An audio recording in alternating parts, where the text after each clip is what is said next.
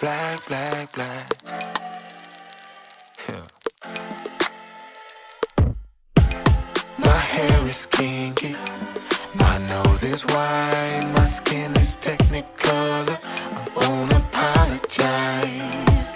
You peep my aura, you love the glow. Before you touch my shine, just know it ain't my style, it ain't my shade, ain't what I do, ain't what I say. I'm just hella black, I'm just hella black, I'm just hella black. Your fault if you're offended, I'm just hella black, black, black, I'm just hella black, black, black, I'm just hella black, black, black, black. Your fault if you're. What's up, good people? What you It's like you can stop. man? What you mean? All right, hi y'all. Welcome back to We Need to Talk. We are still in the midst of some change right now, so we want to keep the conversation going. I thought last week was really good and timely, and hopefully you got something from it.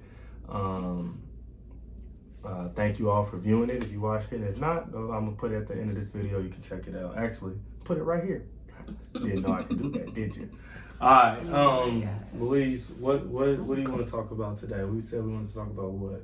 I kind of wanted to we were going on a walk, or we were on a walk, and you were asking about defunding the police and different demands that are being made right now across the country through the Black Lives Matter movement, as well as other protesters and people who are, just real upset about what's going on. Yeah. So what do you think about defunding the police and all of those kind of demands that are being made?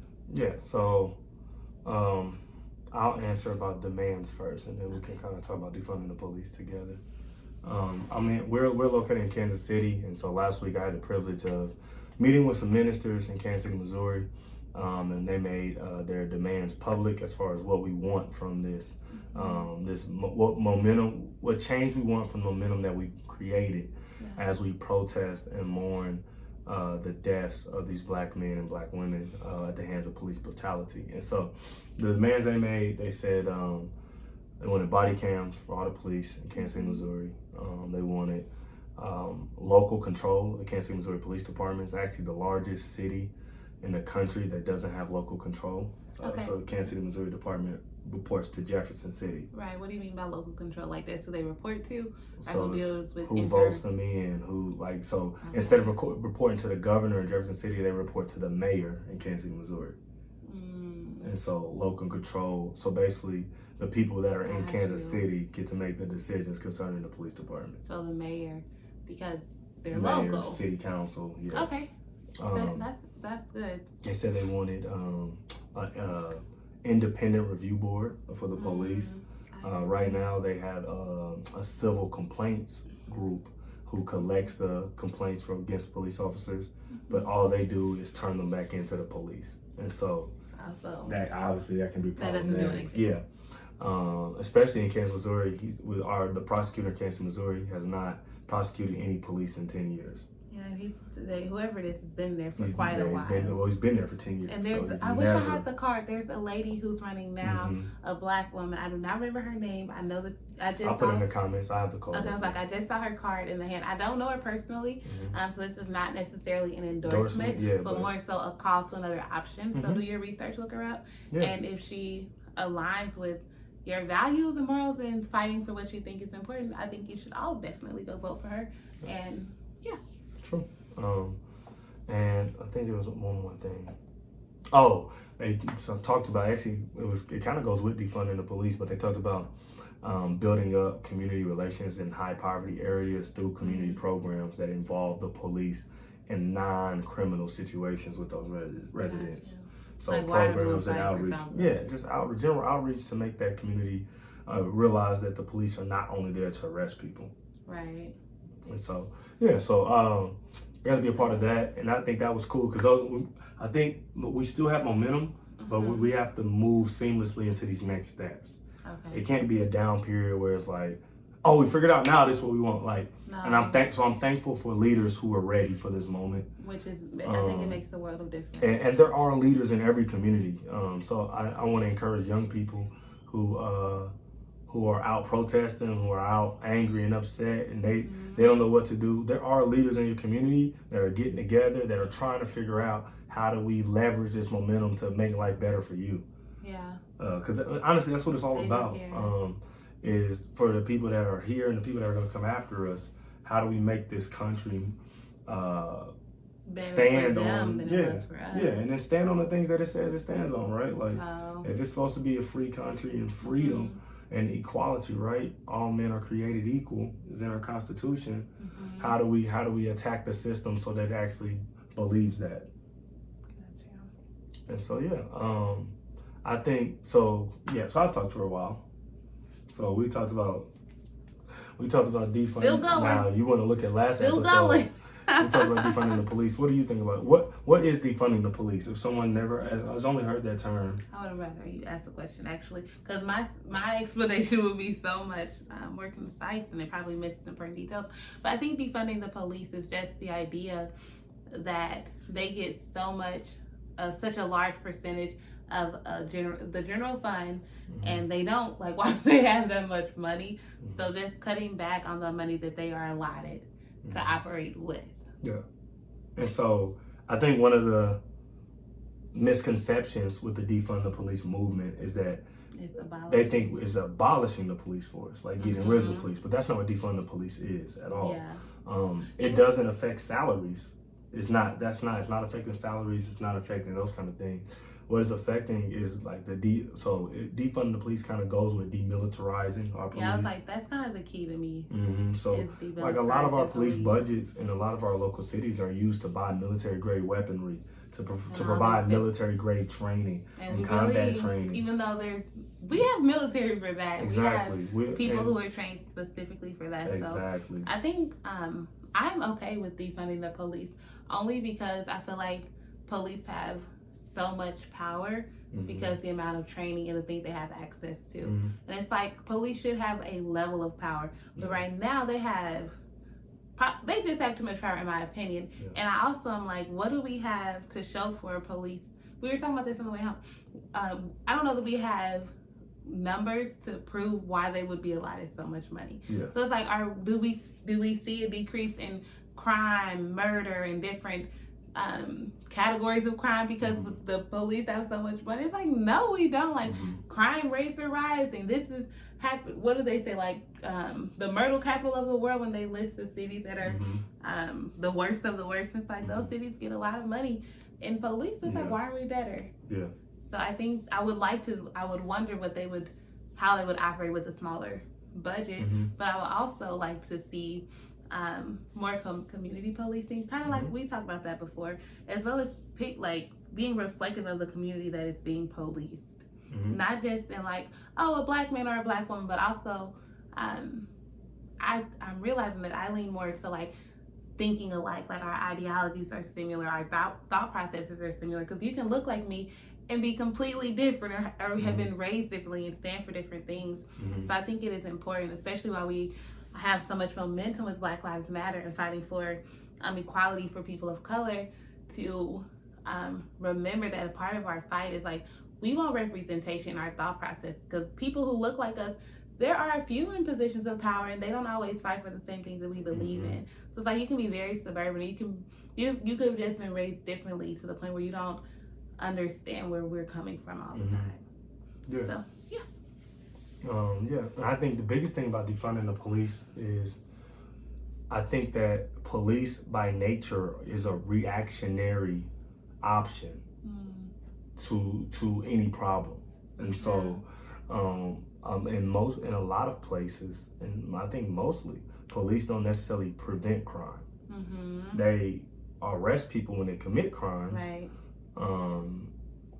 But they're not necessarily preventing crime. So the defund the police initiative is about reallocating some of those funds that are going to police forces around the country to more preventative services. So education, after school care and program, I really economic empowerment for people that are in poverty. So people that are on welfare, Section 8, helping them to find careers and get trades and those kind of things, putting money in those kind of systems and those kind of programs so that they don't ever have to come in contact with the police. Right. Right? That's what I picture community policing to be like. Someone who is present, or people who are present in the community. Like, they can be walking around, like, they don't always have to be in their car, but they're accessible and visible, and they have access to those resources. Because I think about, I don't know, it's like an old black movie. I don't remember what it's called, but it was like an officer who would walk around a neighborhood at a certain time. And it was like, it's like the beat or something is what they would call it. Like, you on your beat. Yeah. And I was like, and they still have that in certain cities. We just don't do it in Kansas City. I was like, I have never seen that. So in Kansas my City's mind, a drive city, so everybody drives, police included. Yeah, but I think. But it would in other be cities like New York and LA, where they walk a lot, Okay, yeah, it was police, a movie in the East Coast. It was police in the walk. East Coast. But I think it would be impactful here too, because even though a lot of people are driving, a lot of people are walking too, and people are outside and visible. And I just think it would be maybe make a difference. So you want police to walk? I want them to be visible and accessible. Yeah. So if that's what walking is, man, get a little bike or something, but they just need to be accessible, like, so I can see you. I'm like, oh, hey, Officer Jones, hello, how are you? So, yeah. And I can see your face and you can see mine. And you can stop and talk to me and I can stop and talk to you. So then it becomes more personal. Yeah. So, yeah. So since we made our last protest, or podcast, sorry, we were able to visit some protests. Did we talk? We didn't talk about it. No, because we did it before. We could go we were able to visit some after. protests. And the 4 officers have been charged in the George Floyd case. How do you first? I mean, you could do. Let's talk about the protests first. Okay. We went to protests in Kansas City, Missouri, and in Kansas City, Kansas. Yeah. And I'm just gonna let you talk about your experience. Okay, so I would say, in comparison, the 2 protests were different. Even though we only caught the end of the one in the Kansas City, Kansas at the courthouse, I would say they were very different. So the one at the plaza was bigger. But if you're not from Kansas City, you're not from where we're from, you wouldn't you'd be like, so? But it's like the plaza, that area has such a history of racial issues, I would say. Racism. And like there's an undertone of racism even today. So it's the J.C. Nichols fountain. Yeah, the J.C. Nichols fountain was an open racist. Yes, notoriously. Like it's not. We're not defaming the man's name. Like he was a racist, and everyone knows it. He would have been happy to say it himself. Yes. So that area, it was a ton of people, but it was very peaceful, which I was very happy with. So because there was a ton of people, we were more in the middle area with a lot of people, and as we were protesting there and listening to community speakers, like you could kind of feel the tension of the outside protesters, and they were getting like increasingly angry, and they were having issues, I guess, with the police and different things. So while we were walking up, there were not a lot of cops in the streets, but by the time we like protested in the main area and walked around, we came back and there were tons of police officers in the street, and they had like taped off access to inside of the plaza area. But the plaza is a shopping center area, and they had taped off access, so you had to like go completely around the plaza. But there were officers standing in the middle of the streets, and all the protesters full combat gear. Yeah, like they looked very intimidating. They had their gas masks, their tear gas, like sprays, their gun, their what are they? Handcuffs, but the plastic ones.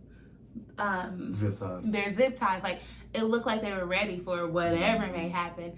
And I don't know what happened, but I'll keep talking. So some of the protesters were getting like very angry, and they were like yelling at the officers, and the officers were obviously getting agitated. It was hot. They had on all this gear, and they were standing in the middle of the street, and they were kind of surrounded by protesters on one side, but on the back side they weren't.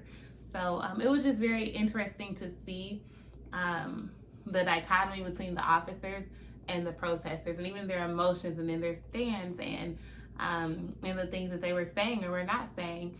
I think the other thing that I thought was interesting was the amount of white people that were there. I'm not saying white people cannot protest, but it just caught me by surprise. Like, oh wow, it was at one point I'm like, is it more white people than people of color? And it may have been. Like I took several pictures, and in most of my pictures, like there are quite a few white people, and some of the pictures are of white people. So I think that surprised me because I expected it to be more people of color than white people. Mm-hmm. So with that being said, I also have to disclaimer, there were people there who were not protesting for Black Lives Matter. Yeah. They were protesting for anti-police or something like that. What is it? They're anarchists. Yeah, so they were. So they're anti-government. Anti-government. So I think the hard part with protesting at the plaza was like that mixture of people. It's like, you really aren't here for us. Like, you're not here because you're mad that Black people keep being killed. You're here because now hate the police. You hate the police, and it's a prime time to express how much you hate the police and hope for it to change. So I think that's kind of frustrating for me because it's like, if you don't get on where we are talking about Black people dying, hate the police in your private time, or the government, whatever you got going on, like right now, we are focused on the simple fact that we matter. Yeah. And I think ultimately our protest, we don't hate the police. We're just tired of them killing us. Yeah. We hate Literally. dying. I mean, that's what we hate. We hate dying. grieving the death of another Black woman, of another Black woman. No, I think, that's probably was my biggest takeaway from the protest. I have been reading a lot and seeing on different outlets, social media and news outlets, about the damage being done and all tagging, that. Yeah. It was like ACA or whatever it said. And so like I've been reading different things. People was talking about the rioters and looters, and then people that were in the protest were saying, "Yo, this ain't Black people doing it." And so when I went to the plaza, it made it real for me. It made sense for me. There's a lot of, it was Antifa is a group that was there. They're anarchist groups. There was a group, they call them skinheads. Skinheads, I don't know their term that they go by, whatever, but they were there. And they were very aggressive, very vocal about their distaste for police. And they were agitating the police. And they were very agitated, yeah. Like cussing at them and like yelling and walking up to them. And it's like, I don't know that I would be as mad if I felt like they were for Black lives, like they were genuinely angry for what I'm angry for, which maybe isn't fair. But my only issue is like, you're gonna agitate the police, and when they tear gas and spray, they gonna spray all of us, people who look like me, who are not fighting what you're fighting for. And it's not okay because now's not the time. Yeah, and I think that was interesting for me. I am a watcher. I like to sit and watch and observe, and so I got to observe a lot of different groups and different people that were there. So a lot of Latinos there and Latinas, and that was really dope because I know that they go through their own stuff with the police too. Because they even have to deal with deportation and all that. And so, even being wrongfully murdered. Yeah, and so that's what I'm saying. I know police brutality is a real thing for them. And so just to see them stand with Black people in this moment was powerful for me. It was some Asian people out there. I think Louise was taking pictures. One of my favorite pictures is of an Asian guy with a Black Lives Matter sign. And so I thought that was really encouraging for me to see. I think that they did a good job trying to say what the next steps are. So they handed out cards for the lady for the Black lady running for DA. They talked about Facebook groups you could join, and organizations. So I think they did a good job of trying to tell people how to get involved. I talked some more about KCK because you kind of talked all about Casey Mo. KCK was good too. I know a lot of people that put it on. That's home. And they were registering people to vote because a lot of our power is held in the voting booths in local elections. Don't get me wrong. I'm fully aware that doesn't change everything. But getting people to vote for people who think like them, like my wife said, who hold the community's best interests at heart, you can change some things in that regard. And there's some just people that are leaders in the community were there, so it was good seeing them, talking with them. The news coverage was good in both spots, so I thought that was good. I hope that they weren't just looking for chaos and looking for things to pick apart. Yeah, I hope they were actually looking to listen and looking to see what we want and where we're trying to go with everything moving forward. Me too. I thought the Kansas City, Kansas one, the Wyandotte County protest was more intimate, like on the steps of the courtyard or the courthouse, and like praying and different things. So it seemed more intimate to me than the plaza one. Yeah. Well, and I think so. We went to there hasn't been any looting or rioting in Kansas City, Kansas, from the protesters. They've all been peaceful protests. They've been protesting every day. Yeah. But it's all been peaceful, no rioting or looting. But at the plaza, there has been some looting and some rioting. Yeah. And so I think we came after some of that stuff had happened, and so that tension was still kind of in the air there. I would agree. And so I think in the midst of that tension, it's kind of hard to be as organized and as intimate. Yeah. I see what you're saying. But I wonder if the one which I wanted to go to, but I didn't. I completely forgot about it or something. The one that was at the courthouse in Kansas City, Missouri, would have been similar. But I think the police are putting that on. So. Oh, the police are doing that? I think the I police. thought it was the Black Lives Matter group. That's crazy. Maybe I thought where did they start? Because they marched. They started on I think like 14th and Grand or something. They started somewhere else and then ended there. The police. I don't remember where they started. Yeah, so that wasn't the police. It might maybe. So. Because the protest in Kansas City, Kansas wasn't put on by Black Lives Matter. Mm-hmm. It's put on by community members. Local community leaders. Yeah, and so. Shout out to Yeah, so that's a difference. I'm trying to think. I had asked you something else. Oh, about the officers. So the officers have gotten arrested. All 4 officers have been arrested and charged. Did you feel like that made the protests and riots and looting worth it? I feel like it is a step in the right direction. I think probably a conviction would make it like, okay, like you're serious. This isn't to appease us. Yeah. Give them a charge or placate the country burning and being angry. Let's arrest these men and charge them with something. They think, man, if they let these dudes off, it's not gonna be good. It's gonna. They think it was bad when they were just free. Oh my gosh! They arrest them, try them, and let them off. And you told me some interesting information about one of the officers. What did you say? You found out? I was reading. I have not fact checked it yet, but it was from a reliable source of a lawyer friend, so I think it's true. But they said that one of the officers had, I think he had asked or said like, should you get off of him? He can't breathe. Like he said something to the officer who had his knee in his back, and what I was reading is that what I had read is that it was his first time on that shift, and he was a new officer. Mm-hmm. So it wasn't a lawyer friend. I'm sorry, it was a nurse friend in New York, and she was saying like that would be. She compared it to like a first shift RN questioning like the head nurse, and it's like you can ask a question, but you really don't have any power to challenge authority in any other way. So she was saying like I hope that is taken into consideration, because it was his first shift and like that. And this is not excusing it whatsoever. It's like, that's a tough start. Like, what I can't imagine. So I thought that was interesting, because I didn't know that that an officer had even stepped in and said anything. But I mean, it could have tackled him or something. But it was just interesting. And I think part of that is like, that's wwhat's wrong with policing, is that hierarchy. There's a hierarchy, yes. Loyalty, because it's built like the military. It's like blue blood, like we're brothers or sisters. No, not the loyal. No. Yeah, okay, that's not where I was going with it. Oh, you said the loyalty, so I thought blue blood. Go ahead. I was talking about if you jumped into my sentence, Rayshawn.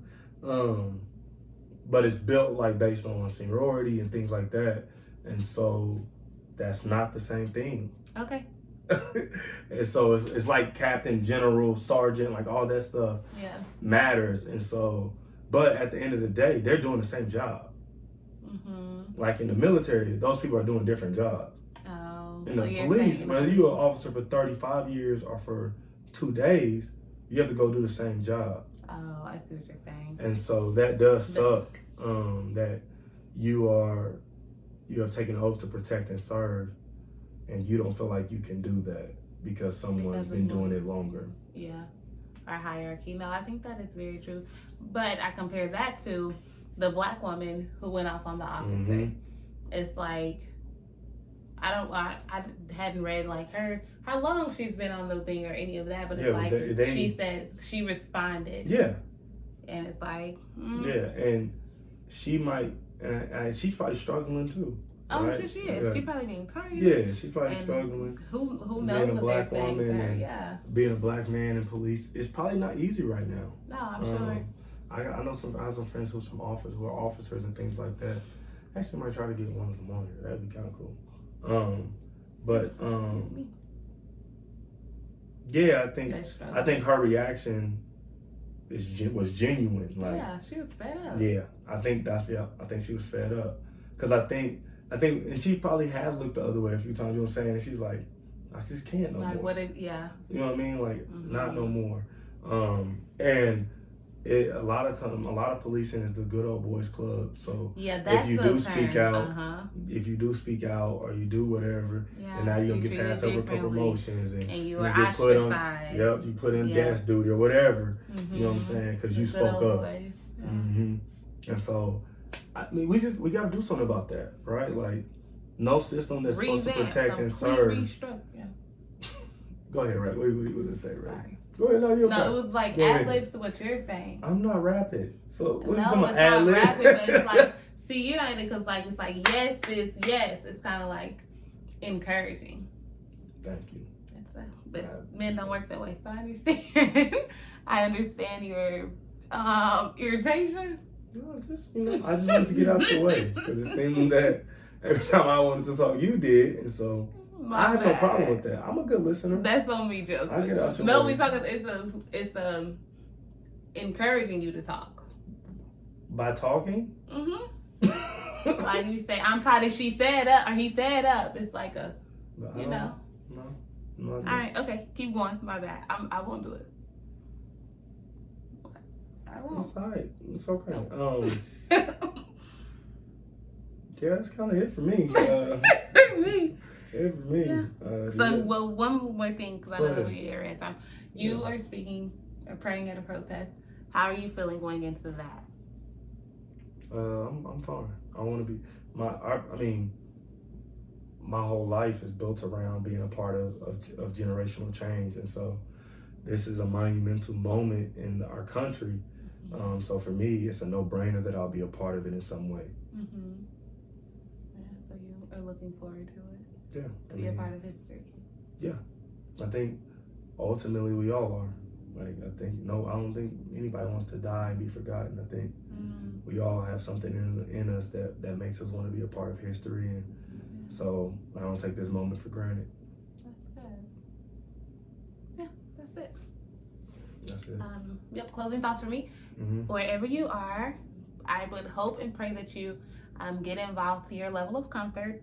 If protesting isn't your thing, that's fine. Just find what is. I think what Justin are some said, other options? I think that's good. Okay, so other options, there are several. I talk about Kansas City because that's what I know, because that's home. But there are several organizations, and I'm sure in your local context, that are collecting money for like protesters who are arrested and needing to get out. There are resources, people who are, or you can even just drop some off at protesting sites, like the milk for if they get tear gas, bottles of water for being out there and they're hot and they're out there all day. You could always vote. Of course, voting is how some people enact change. There's so many organizations in different cities, and I know that maybe we can find the website and put them below, but there's like petitions you can sign, like People for Change, the number 4. And there are different organizations who are like accepting members right now and different things that you are doing. One thing that I need to do more of, that I would encourage you all to do, is if there are organizations, whether it be colleges, schools, businesses, or people you know that haven't said something, I would challenge them on that. Like, yo, you see what's going on. Like, it's impossible for you to live in the world today and not know what's going on. And if they haven't said something, it's like, yo, what's up? Like, where do you stand? Because if they are Black Lives Matter, treat Black people fair, and it's like, make a statement. Like, let people who look like you and who are in your context and your spheres of influence know, like, you are aware of what's going on and that you don't agree with it. Yeah. So I think that that's super important. I think that's how the movement spreads to different arenas and different people, just by making clear statements of where you stand, and then go from there. Yeah, and I mean, for me, I just want to piggyback on my wife because she's so wise. Challenge for my Christian brethren. Challenge majority churches, majority organizations to make a stance that says, you know what I'm saying, we care about Black lives. Yeah. I think that too many of them are scared to make a statement because it's not politically correct, or they're scared that people will think they're supporting rioting and looting or whatever. I think you should be much scared that God will think that you're not supporting human beings. You should I think for me, when I read my word, God is so much more concerned with human life than he is about institutions, targets and plazas and whatever, the case may be. God cares about us. He created us in his image, and he looked and said that we were good. And so challenge, push against those organizations that haven't come out and said they support Black lives. And this is the thing. And if they don't make statements, stop supporting them. And that's real. And it's mutual, right? Like if you're unwilling, you can believe that, but dude, this is my thing. Especially when you're talking about Christian organizations. Ben and Jerry's made a statement that was amazing. That's an ice cream company. If we're talking about institutions that were sent and set up to a broken world for Jesus Christ, and you are unwilling to make a statement about caring for Black lives, then I'm done with you. And that's fair, because you don't really rock with me. Yeah, and that's okay. And now I know. Yeah, and that's okay. Cool, but now I know. And that's okay. Yeah. No hard feelings, but forget what y'all talking about. Forget what you standing on, because you don't believe in the same Jesus I believe in. Yeah. And I believe in the one from the Bible. Yeah. And so I encourage you to take that stance. And the challenge, you if you have Christians, if you know friends or family that are in the majority of race, that are white, challenge them. Challenge them on their Christianity. Challenge them on their heart to say, hey, bruh, we hurting, we broken. Like, where you at? What's up? Like, what's up? And so I want to give a big shout out to all my brothers and sisters that don't look like me, who have reached out, who have commented, who have texted, who have called. I appreciate you. I love you. And I thank you for just listening and standing with us in this moment. I think that was one thing that I took away from the protest, was this is not a moment where we really need white people's leadership. No. We don't need you to be in the front line. We don't need your white savior. We don't need you to save us. Nope. We just need you to come sit with us. Yeah. Come sit with us. Come follow us. Right? Yes. This is our movement. This is our movement for our lives. Yeah. Stand behind us and just rock with us, roll with us. Absolutely. And because for me, by listening, by following, you're acknowledging that we're worth it, that we're valuable, that our ideals are valuable, that our leaders are valuable, that our movement is valuable. And that means so much more than you trying to come save us. I agree. No, I think that's really good. I would say one other thing, and I saw this is my last thing for like my last thing. But just supporting people like people who you work with, like a white person reaching out to a Black person, like, hey, are you okay? Can I buy you coffee or lunch? Like, I know that you're obviously stressed out with what's going on, and like your world looks so different than mine. Can I do this one kind gesture for you? And that's it, like this one kind thing.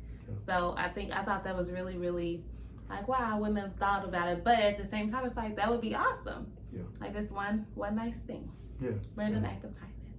It's good. Something you can do right away. Go support 3 Black businesses this week. Restaurants, clothing, all of them. Jewelry, services. Because honestly, if you look at any boycott in the past, economic disruption, economic power is the way we're going to shift a lot of things in this country.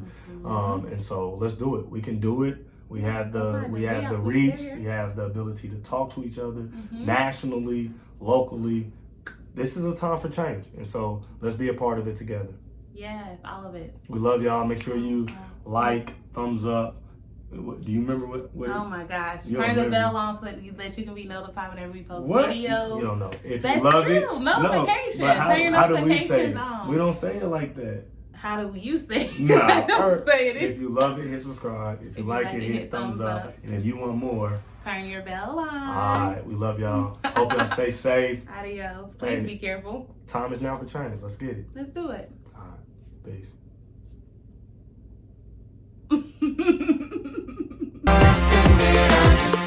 Blacker than licorice, harder other another brother with penmanship. Smooth as butter, my lady love it, it's cinnamon. From the gutter, my baby mother, my venison. What that mean, my dear? Like your dinner singing Bambi. Can we get a bit of color on the man we hail as the greatest melter ever tread the land or sea? Because it'll make our vision a little more brandy. Oh, so don't know why Cocoa skin folk drip don't get promo in places with more bucks than added to combo. But if you don't know, it ain't my style, it ain't my shade, ain't what I do, ain't what I say. I'm just hella black, I'm just hella black, I'm just hella black. Your fault if you're offended, I'm just hella black, black, black. I'm just hella black, black, black. I'm just hella black, black, black, black. Your fault if you're offended, I'm just black, black, black. Your fault if you're offended, I'm just black, black.